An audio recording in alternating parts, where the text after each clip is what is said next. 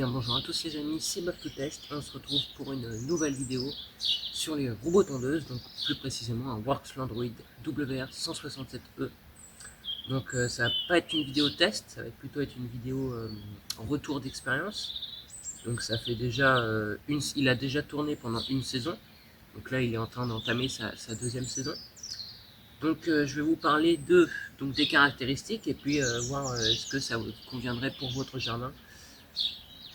Donc voilà, on va regarder ça ensemble. Donc nous avons un critère qu'on va regarder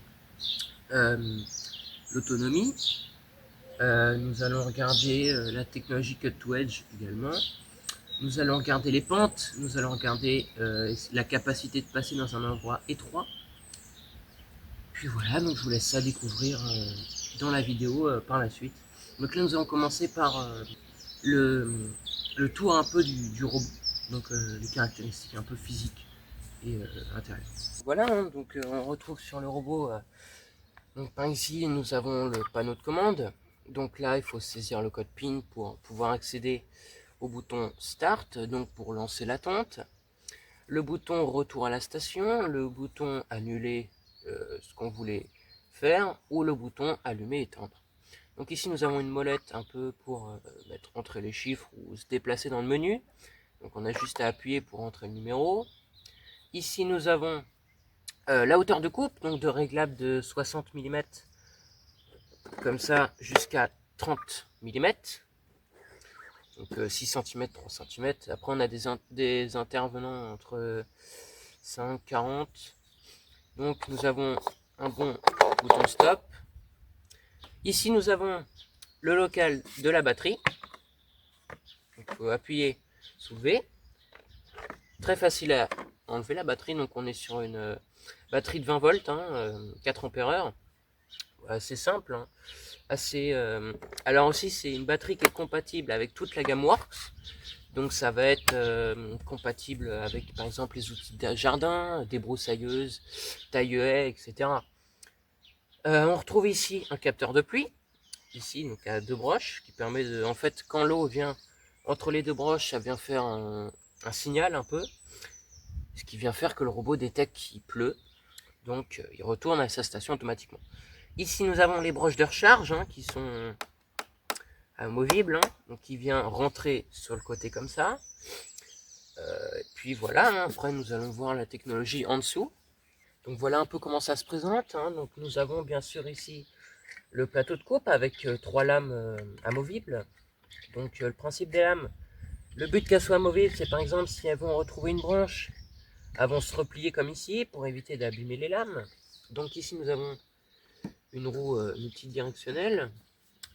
Alors ici, ce que c'est, les emplacements ici, c'est des boîtiers pour ajouter des options, qu'on verra ça plus tard dans la vidéo, à la fin. Donc ici, bon, c'est pour protéger. Après, qu'est-ce que nous avons voilà,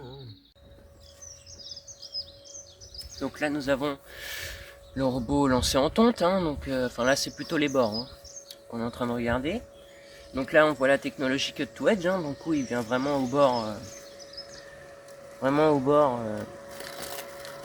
de la pelouse. Vraiment bien au bord des bordures. Alors il y aura toujours, même sur tous les robots, là il passe vraiment dans un endroit assez étroit, mais bon, ça va très bien. Donc voilà. Le robot en principe passe vraiment assez près des bordures, comme on peut le voir juste ici. Voilà. Ça reste pas plus compliqué que ça. Le robot vient vraiment tondre au plus près. Donc là on a quoi? On a 10 cm. 8. Voilà. Donc là il y a un petit triangle pour tourner, bien sûr. Là il va faire les bordures jusque là-bas. L'idée du plateau décalé, c'est que en fait il va vraiment, voilà, il peut même monter sur là. En fait le but c'est que le câble juste ici soit assez proche de la bordure pour qu'il vienne vraiment tondre au bord. les bordures, hein, donc on est sur un robot à peu près à 56 décibels aussi, hein, niveau bruit, donc c'est très silencieux. Là par exemple nous avons un angle ici qui vient vraiment tondre au bord. Vu comme je voulais déplacer par rapport au robot, les plateaux sont là, en fait entre le bouton de réglage de hauteur de coupe et le panneau de contrôle, alors que le nôtre est là, quoi, en fait. Donc ce qui vient vraiment tondre ici, quoi. Ici il vient tondre. Par rapport aux autres robots qui doivent vraiment être beaucoup plus détaillés, quoi. Donc là je suis sur 6 cm, hein, et voilà. Donc là nous allons voir les pentes. Donc sur notre robot, en fait, le problème qu'il y a, c'est qu'en fait quand nous avons une pente qui descend comme ça et qu'il a besoin de tourner en même temps, il a tendance à glisser avec ses roues qu'il a tout de suite. Et en fait il va patiner un peu et du coup arracher un peu l'herbe comme ça là. Du coup en fait c'est assez problématique. Du coup là le fil, on peut le voir, il passe là en attendant les travaux. Effectivement, par contre si nous avons des pentes comme ici, je vais vous montrer, genre de pente comme ici, où c'est assez plat. C'est une pente qui monte un peu quand même, hein. On est vraiment sur une pente qui vraiment, on n'est pas sur une pente énorme, hein. On est vraiment sur du quoi, très très léger, hein. Alors ça a été refait, hein. C'est pour ça que l'herbe c'est propre. Bon là c'est pas assez dense encore, mais ça va pas tarder à arriver. Et en fait donc la pente ici c'est aucun problème, il n'y a pas de problème à gérer sur ces pentes là, mais c'est vraiment plus sur ces pentes ici où est le problème. Sur ces pentes là où vraiment le problème est dû. Voilà. On va voir les endroits étroits. Hein, donc là on va voir le robot en situation un peu difficile. Donc là on est sur un écartement pas très grand. Je prendrai mon mètre tout à l'heure, je vous le montrerai en photo à la fin de vidéo ou en lien sur le côté. Et là du coup, là il passe très bien, c'est pas le problème. Je dirais en fait le problème c'est que là on a une distance par rapport à la bordure qui est obligée d'avoir. Donc là on est sur une bordure de 30 cm vu qu'il y a un muret. Donc là je dirais on a 35 cm. Donc pour le débattement ici on peut voir que ça a laissé des traces un peu. Et puis même dans l'autre sens on va voir c'est plus problématique. Donc là on va voir sur une autre situation, un autre genre de situation. Donc comment le robot va s'en sortir en arrivant. Donc là déjà il bloque un peu, comme on peut le voir sur les roues. Pour moi c'est un problème au niveau de la roue avant, en fait, qui vient se bloquer un peu dans les trous. Donc ça c'est un peu de ma faute aussi, mais voilà. Donc là on va le voir un peu en accéléré sur ce petit bout de terrain. Donc on va le voir un peu travailler. Vous allez voir un peu comment il se déplace. Donc je vais le mettre un peu en accéléré.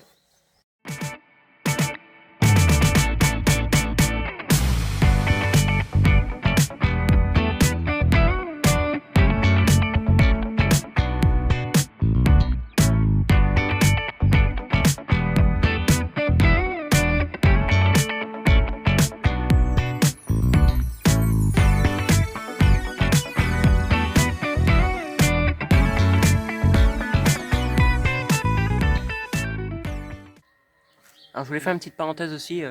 Quand le robot, comme on voit là-bas, il vient de se taper, il se déplace comme en aléatoire, un peu pas comme on voit, parce que d'habitude, quand il arrive sur le câble, il rebondit entre guillemets. En fait, comme on va voir là-bas, en fait, il s'arrête pas, il recule pas, il tourne directement. Voilà, comme on peut le voir.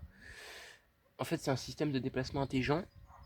Donc dedans, on verra ça plus tard dans la vidéo. Et en fait, quand il tape sur un objet, ça veut dire juste, en fait, il est pas détouré. Donc là, moi, j'ai tous mes obstacles, donc arbre là-bas, le truc là, l'espèce de fontaine, et pas détouré non plus, donc c'est pour ça qu'il vient taper. Et vu qu'en fait il prend ça pour un obstacle entre guillemets, donc c'est pour ça qu'il qui voient pas en fait, donc c'est pour ça que c'est juste la parenthèse. Voilà, donc je vous remets en machin.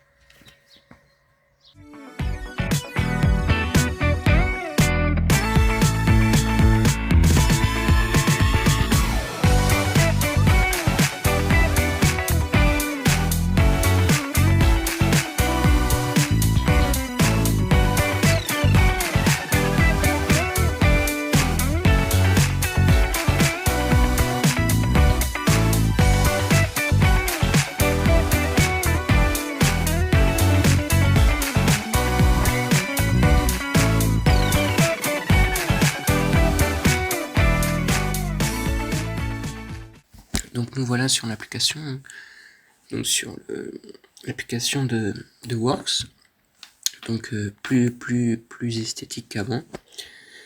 Donc nous avons le bouton démarrer, voilà, nous avons routine de bord unique, donc routine de bord il va faire les bords, mode festif c'est à dire qu'il va arrêter tout son programme, horaire unique non, autoprogrammation, ça c'est si vous voulez le programmer automatiquement, retard pour la pluie, je le mets pas. Donc ça, si vous voulez, tourne quand il pleut, je l'enlève. Voilà. Multizone, non. Donc ça, c'est les applications, les modules qu'on peut installer. Bluetooth, non. Là, c'est votre rapport. Donc il a fait, là en mars, il a fait 13,54 km, par exemple. En août, il en a fait 24. Septembre, 50.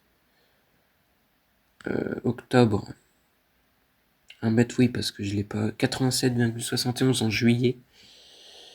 Voilà. Après, nous avons ici, nous avons ma pelouse, donc la taille, périmètre, entrée à la main, donc moi je vais le modifier à 300 parce que j'ai rajouté une zone. Voilà. Programme, donc on peut programmer, comme on peut le voir ici. On peut, donc les mises à jour, là elles sont faites automatiquement. Unité de mesure, bon ça c'est assez pratique. Hein.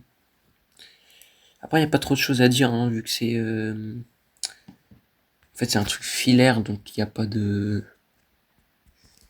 Il n'y a pas de cartographie et tout à faire. Donc c'est pour ça que vous avez que cette interface.